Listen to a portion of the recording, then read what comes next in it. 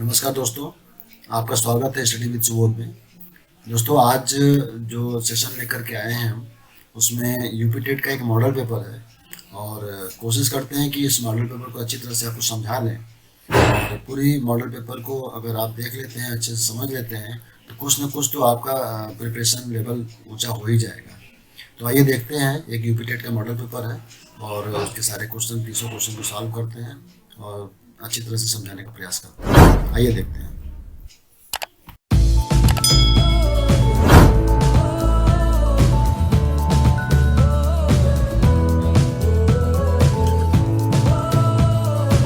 यदि अंश व हर क्रमशः 20% और 30% बढ़ा दिया जाता है, बढ़ा हुआ है, तो भिन्न 9/13 हो जाती है। मूल भिन्न क्या था? तो मान लीजिए अंश है x और y है हर उसका, और बढ़ाने का मतलब होता है 20% बढ़ाना है अगर, तो 120/100 लिखेंगे, और घटाना होगा तो 80/100 लिखते हैं। तो 20% बढ़ाना है और 30% ये भी बढ़ाना है, तो 130/100 ये दोनों बढ़ा दिया गया। यानी अंश भी बढ़ाया गया, हर भी बढ़ाया गया। बढ़ाने का मतलब समझ गया होंगे आप। अगर 20% बढ़ाना होगा तो 120/100 और 30% बढ़ाने का मतलब 130/100। बढ़ाने के बाद भिन्न हो जाती है 9/13। अब है तो वो छोटा ये कैलकुलेशन, लेकिन अब देखिए करके दिखाते हैं। 100 कट गया, 0 कट गया, यानी x/y इक्वल टू हो गया,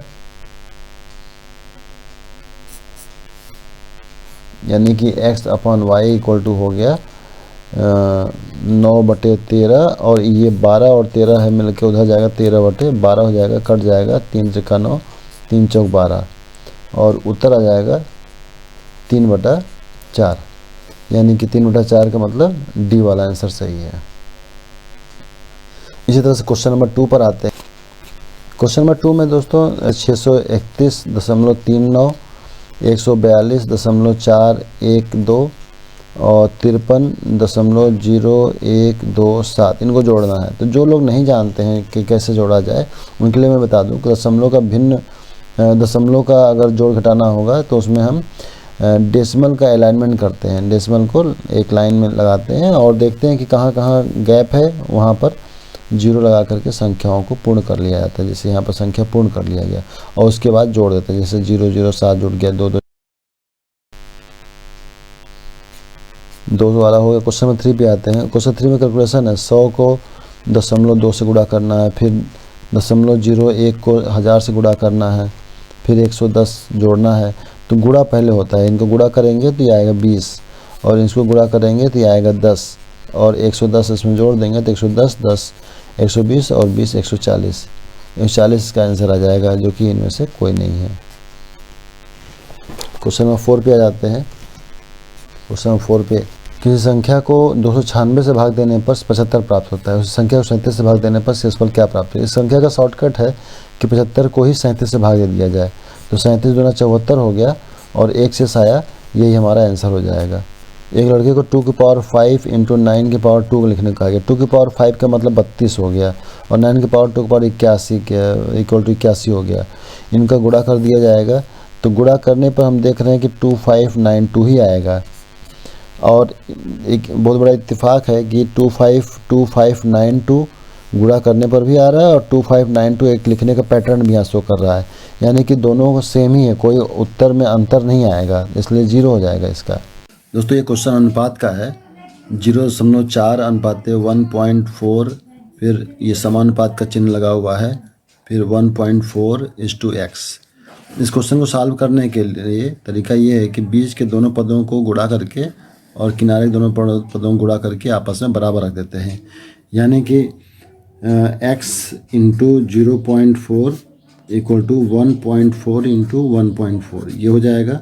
और इसको जब सॉल्व करेंगे तो x इक्वल टू हो जाएगा, इन दोनों का मल्टीप्लाई करेंगे 196, 1.96, और ये डिवाइड कर देंगे 0.4 से, 4.9। यही हमारा आंसर।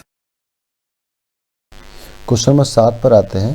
क्वेश्चन नंबर 7 में दिया हुआ है a/b। a/b का मतलब a/b दिया हुआ है। देखिए a/b का मान दिया है 2/3, और b/c दिया है, b/c का मान दिया है 4/5। तो इनका मान, इनको गुणा करना है, मल्टीप्लाई अगर कर दिया जाए तो b कैंसिल हो जाएगा, और A अनुपात C इधर मिलेगा और इधर हो जाएगा 4 दूना 8/15।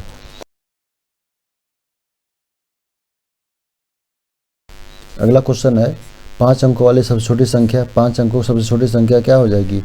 1 2 3 4। ये 5 अंकों सबसे छोटी संख्या हो गई जो 476 से पूर्णतः विभाजित हो जाए, 476 से पूरी तरह कट जाए। तो करते क्या, 476 से इसमें डिवाइड करेंगे। दोस्तों यहाँ पे 4 यहाँ पर शेष आ रहा है, तो इसके आगे का प्रोसेस ये हो जाएगा कि 476 और 4 दोनों का डिफरेंस निकालेंगे, ये हो जाएगा 472 और यही 1000 में ऐड कर दिया जाएगा और यही 1000 में यहाँ पर ऐड कर देंगे।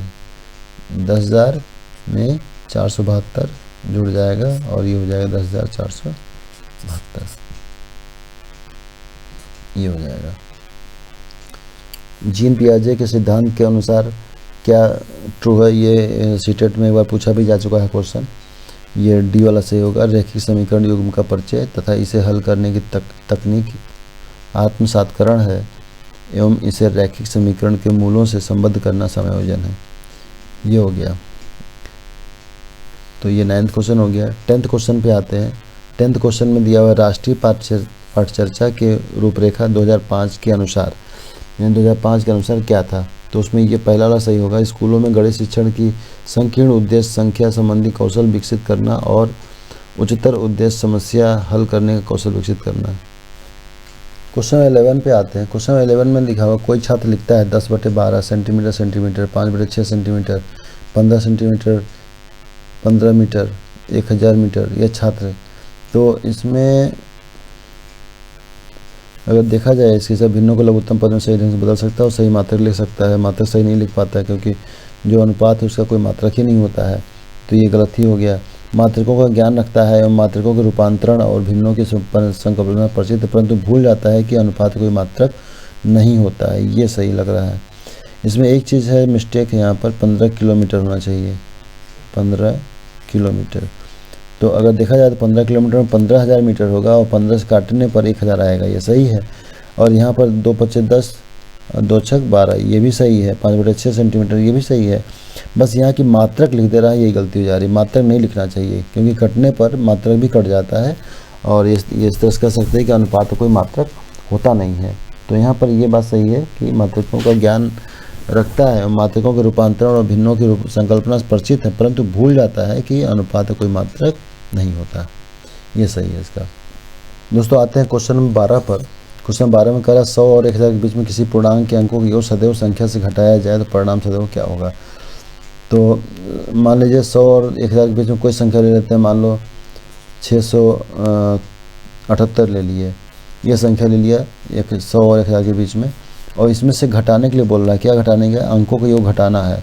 तो अंकों का योग कर लेते हैं, 6, 7 और 8, 8, 7, 15, 15, 6, 21 हो गया। अगर इसमें से घटा दिया जाए 678 - 21, तो 8 में से 1 जाएगा 7, 7 में से 2 गया 5 और ये 657 आ गया। ये किससे कटेगा? तो 57, 7 है तो लास्ट में 7 है, 2 से नहीं कटेगा, 6 से भी नहीं कटेगा, 5 से भी नहीं कटेगा, 9 से कटने की गुंजाइश है इसके। तो 9 से कटने के लिए रूल क्या है?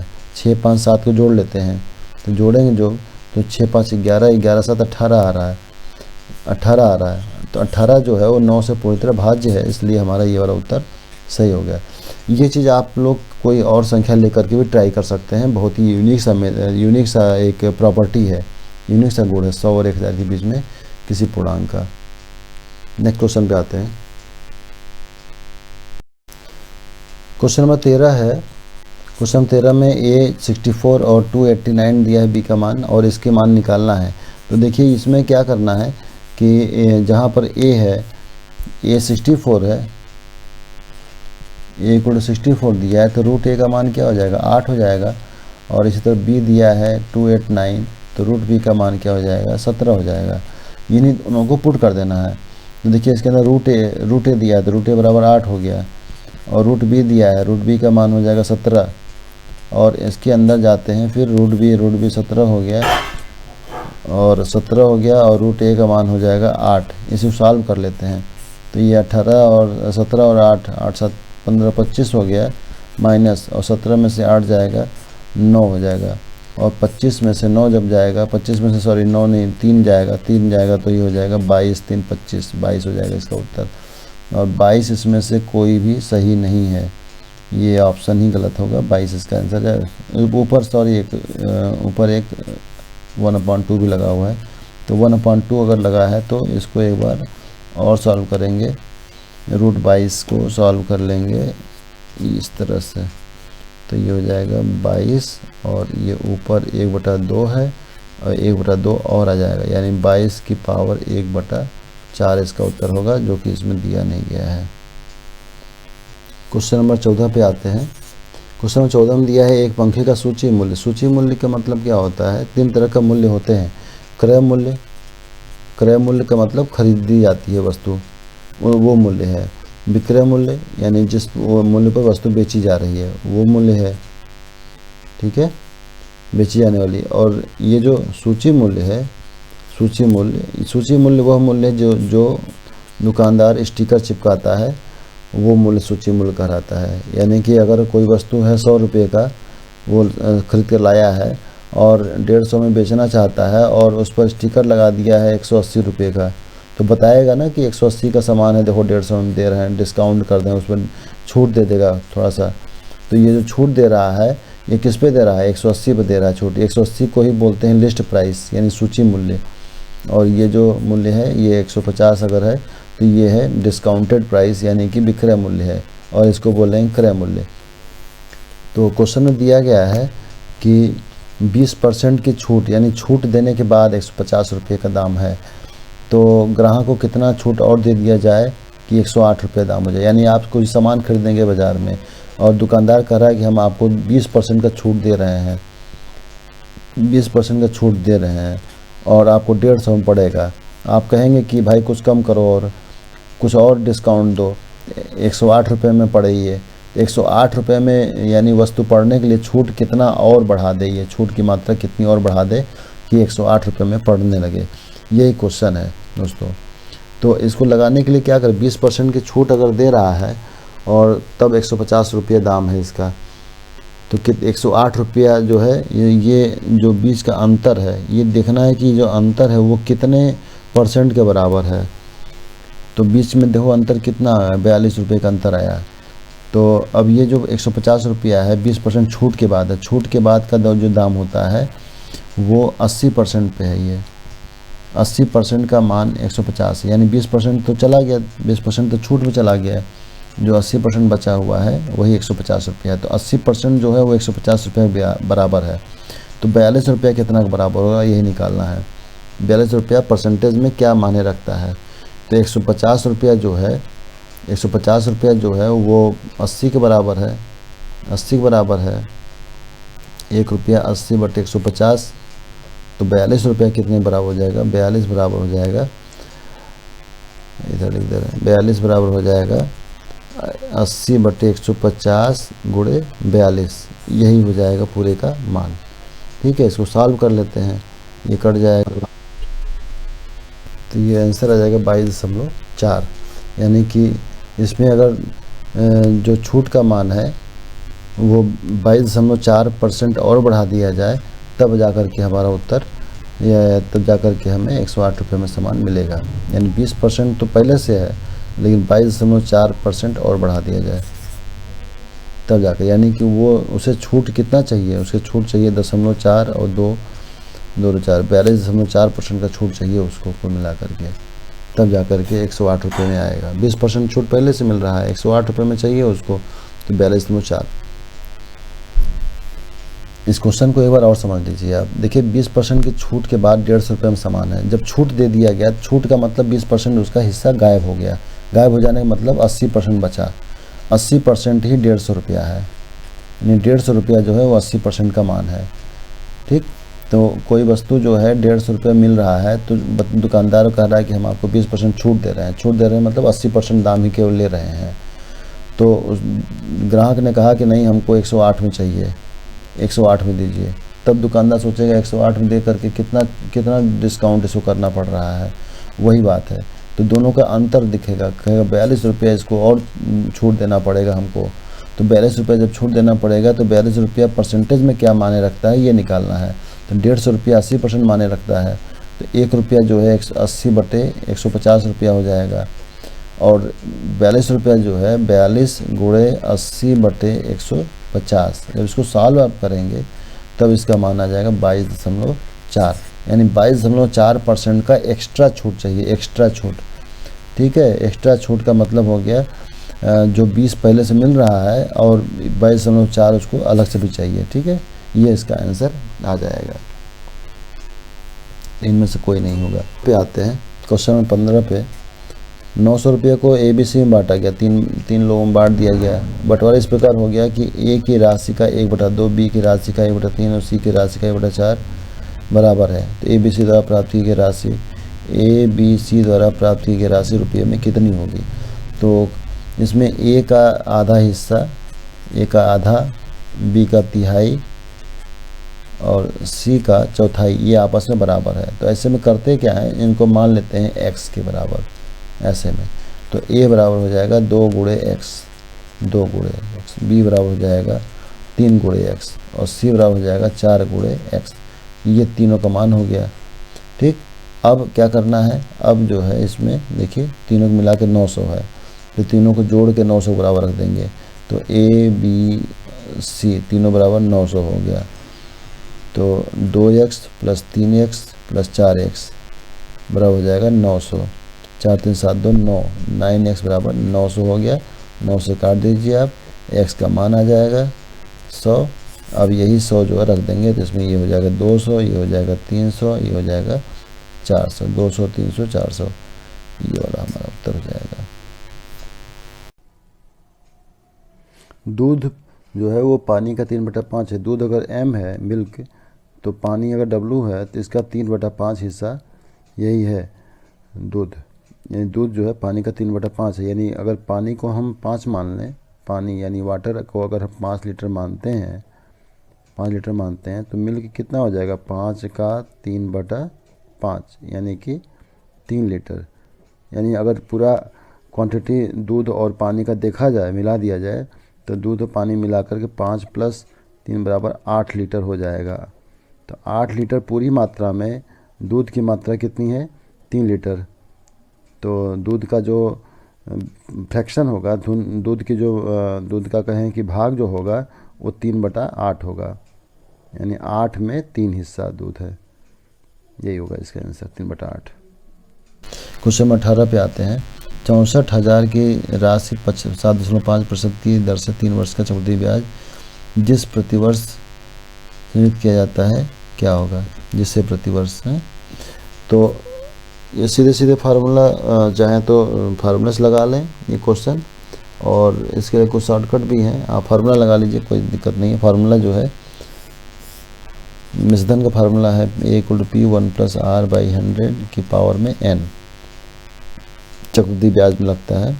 तो अगर हम इसमें रखें 64,000 1 + R यानी 7.5/100 और पूरे का पावर 3, इससे हटा देंगे ये 25 × 75, 25 × 4 = 100, 40 हो जाएगा।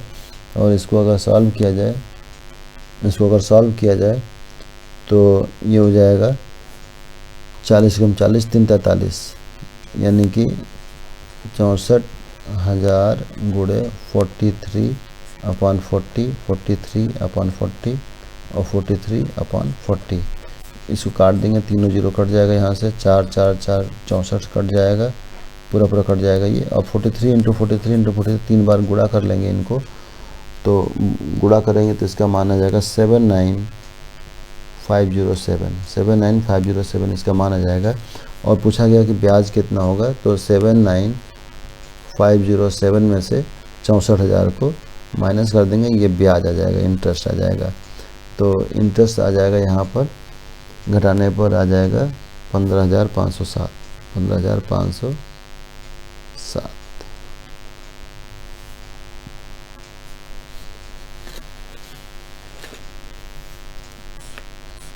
15,507 इसका आंसर आ जाएगा। क्वेश्चन नंबर 19 पे आते हैं। क्वेश्चन 19 में लिखा हुआ है, एक बैंक जमा राशि पर प्रथम वर्ष के लिए 5%, दूसरे वर्ष के लिए 6%, तीसरे वर्ष के लिए 10% चक्रवृद्धि ब्याज देता है। जमा राशि तीसरे वर्ष के अंत में इतना हो जाता है। प्रारंभिक जमा मूल राशि कितनी थी? तो प्रारंभिक राशि अगर x है और पहले x पर जो है 5% मिला तो 105/100 हो गया।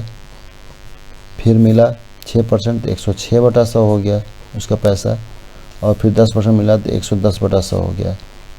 ये 3 बार उसको ब्याज मिला तो इस तरह से हो गया। और ये सब होने के बाद हो गया 12,243 12,243 रुपये। एक्स की वैल्यू पूछा जा रहा है, इसको सॉल्व करके एक्स का मान निकालना है। कुल मिलाकर काम इतना सा है। तो इनको सॉल्व करेंगे, ये ऊपर ऊपर कट जाएगा।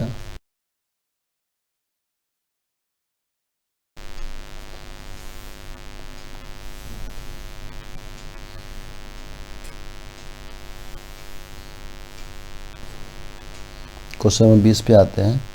एक शहरी जनसंख्या 10% दर से हर वर्ष बढ़ रही है, तदनुसार यदि वर्तमान जनसंख्या इतना हो तो 2 वर्ष पहले कितनी थी? 2 वर्ष पहले अगर निकालना है 4 8 4 1 2 3 4 5 2 4 5 5 0 है। तो 2 वर्ष पहले जनसंख्या कितनी 10 वर्ष की दर से बढ़ रही है? तो इस तरह निकालेंगे 100/110 गुणे 100/110। इनको सॉल्व करेंगे, 11 से कटेगा ये 1144 1144 1 2 3 और फिर सॉल्व करेंगे 1144 3 और इस तरह से 1 2 3 4 5 6 7 ये वाला आंसर हो जाएगा हमारा। इसी तरह से क्वेश्चन नंबर 21 भी है। एक नगर की जनसंख्या प्रतिवर्ष 5% बढ़ जाती है, वर्तमान जनसंख्या अगर इतना है 3 वर्ष पहले जनसंख्या कितनी थी? तो 3 साल पहले जनसंख्या कितनी थी? ये देखिए 9261 और 5% बढ़ रही है तो 9261 वर्तमान में है। 1 साल पहले जनसंख्या कितनी थी इसकी? 100/105 थी 1 साल पहले। 2 साल पहले 100/105 फिर, और 3 साल पहले इसकी जनसंख्या थी 100/105 फिर, ये है। और इसको अगर हम काटते हैं 5 से तो 20/21 आएगा, फिर 20/21 आएगा, फिर 20/21 आएगा, और 21 का ये क्यूब है 9261। तो 20 × 20 × 20 तीनों मल्टीप्लाई कर लेंगे 8000, यहाँ पर आपका आंसर आ जाएगा। क्वेश्चन नंबर 22 दोस्तों देखिएगा, बड़ा बेहतरीन क्वेश्चन है। 15,494 रुपये को ए और बी में इस प्रकार बांटा गया 20% प्रति वर्ष चक्रवृद्धि ब्याज की दर से 9 वर्ष के अंत में ए का हिस्सा 11 वर्ष के अंत में बी के हिस्से के बराबर हो जाए तो ए का हिस्सा क्या है? बहुत ही बेहतरीन क्वेश्चन। यानी 15,494 रुपये को ए और बी में बांटा गया 20% प्रति वर्ष चक्रवृद्धि ब्याज की दर से 9 साल। चक्रवृद्धि ब्याज में अगर 9 साल अगर आ जाता है तो बहुत डिफ़िकल्ट हो जाता है। फिर ए का हिस्सा और 11 वर्ष के अंत में बी के हिस्से के बराबर है तो ए का हिस्सा क्या होगा? तो देखिए दोस्तों क्वेश्चन ऐसे लगेगा, मान लेते हैं दोनों का मूलधन, एक का मूलधन x है, दूसरे का मूलधन y है। तो ये मूलधन पर लगाना है 20%, तो ये 1 + 20/100 और ये हो गया 9 ईयर, ये बराबर है। और यहाँ पर लगा देंगे a पर 1 + 20/100 और ये हो गया 11। इनको सॉल्व जब करेंगे तो x/y बराबर हो जाएगा 1 + 20/100 और 11, और इधर जाएगा तो ये 9 हो जाएगा। और इस तरह से ये हो जाएगा x/y बराबर हो जाएगा, इसको काट दे 20 × 50 100, 5 × 5 = 6/5, 6/5 हो जाएगा, ये पूरे का स्क्वायर हो जाएगा। और यहाँ पर सॉल्व अगर करें तो x/y बराबर हो जाएगा 636/25, यानी x और y की वैल्यू में 36 और 25 का रेशियो होगा। तो जो दी गई संख्या है 15,494 जो रुपया जो दिया गया है, इसी को इस अनुपात में बांट देते हैं तो ए का हिस्सा निकल जाएगा, यानी 36 वाला भाग हमें चाहिए।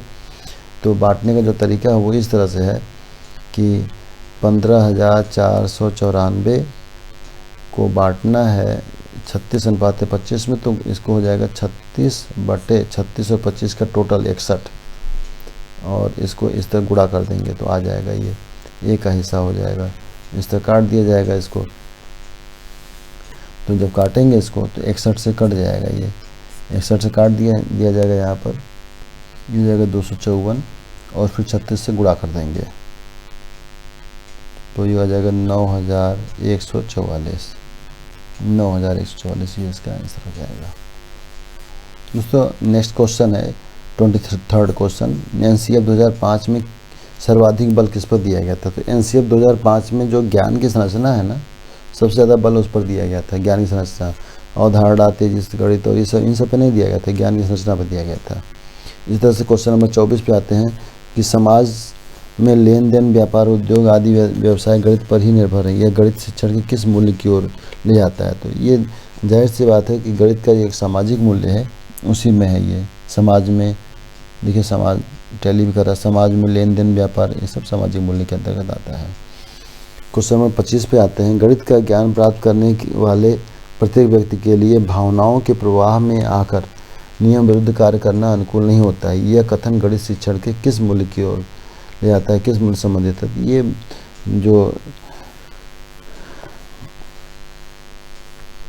जो है क्वेश्चन, ये गणित के किस मूल्य की ओर जाता है? ये अनुशासन संबंधी मूल्य। अनुशासन ही बताता है कि हमें कब जो है किसके अकॉर्डिंग काम करना है, या फिर अनुशासन ही बताता है कि हमें नियम से किस तरह से काम करना है, भावनाओं में नहीं बहना है। ये अनुशासन संबंधी मूल्य के अंतर्गत आता है। क्वेश्चन 26 पे आते हैं दोस्तों, सम्मुख चित्र में भुजा AB BC CA के माध्य बिंदु FDE है, तो DEF क्षेत्रफल कितना होगा? इस क्वेश्चन पे आते हैं दोस्तों। इस त्रिभुज में ये जो पॉइंट दिए गए हैं, ये मध्य बिंदु हैं, और मध्य बिंदुओं को मिलाया, जब मैं यहाँ दोबारा बना दे रहा हूँ, देखिए मध्य बिंदुओं को मिला करके अगर त्रिभुज की रचना की जाए, तो ये जो त्रिभुज होगा, ये इसको 4 बराबर भागों में बांटेगा, यानी कि चारों का जो क्षेत्रफल है ये आपस में बराबर होगा। तो चारों का जब क्षेत्रफल बराबर होगा, तो प्रत्येक जो त्रिभुज क्षेत्रफल होगा, जैसे ये है, ये पूरे का 1/4 होगा, यानी कि त्रिभुज FED और इधर A है ABC, यानी कि जो FED है वो त्रिभुज ABC का चौथाई होगा, है ना। त्रिभुज FE या EFD का मान जो होगा वो 1/4 त्रिभुज ABC होगा, हो जाएगा। नेक्स्ट क्वेश्चन पे आते हैं, क्वेश्चन 27, समकोण त्रिभुज के परिवृत्त त्रिज्या क्या? समकोण त्रिभुज ये हो गया, परिवृत्त यानी कि ये जो है इस तरफ जाएगा त्रिभुज, वृत्त परिवृत्त होगा। परिवृत्त में जब भी इस तरह खींचा जाएगा, तो ये जो लाइन है ना, ये लाइन, ये हमेशा जो है सेंटर से होके जाएगा, यानी कि व्यास हो जाएगा, ये व्यास हो जाएगा। नंबर 1 बात। नंबर 2 बात है, जो त्रिज्या होगी वो ये होगी, ये त्रिज्या होगी, ये त्रिज्या होगी, ये त्रिज्या, यानी कर्ण की आधी होगी त्रिज्या। ये तीनों आपस में बराबर होगा, तो ये और ये तीनों आपस में बराबर हो जाएंगे, यानी कि कर्ण की आधी। कर्ण की आधी का मतलब ये वाला आंसर हमारा हो जाएगा, यही त्रिज्या हो जाएगा। क्वेश्चन नंबर 28 पे आते हैं। क्वेश्चन 28 में दिखा हुआ, देखिए एक तरह का पाई चार्ट बना हुआ है, ये इसको पाई चार्ट बोलते हैं। पाई चार्ट से एक क्वेश्चन आता है, पाई चार्ट, बार ग्राफ या एक टेबल बनाकर क्वेश्चन कभी कभी आता है। तो पाई चार्ट मुख्यतः जो है कुछ क्वेश्चन लगभग हर एग्जाम में एक होता है। तो देखिए इसमें लिखा हुआ है कि भोजन में कुल 4800 रुपये का व्यय होता है, तो सभी मदों पर कुल कितने रुपये व्यय हों? भोजन पे 4800, भोजन यहाँ पर कहाँ पे है, ये है, तो 30% जो है 4800 के बराबर है, यानी कि ये 30% जो है वो 4800 के बराबर है। तो 30% बराबर 4800 हो गया। तो अगर कोई सॉल्व करना चाहे तो 1% का मान निकाल सकते हैं। 1% बराबर 4800 बटे 30 हो गया, बटे 30, तो इसको सॉल्व कर देगा। जब सॉल्व करता है तो ये इस तरह कर जाएगा, 3, 16, 160, तो 1% का मान हो गया 160 रुपया। तो 100% का मान कितना होगा? 100% जो होता है वही संपूर्ण होगा। 100% बराबर हो जाएगा 160 के साथ में 100 का गुणा हो जाएगा, ये हो जाएगा 1, 2, 3, 16,000 रुपये।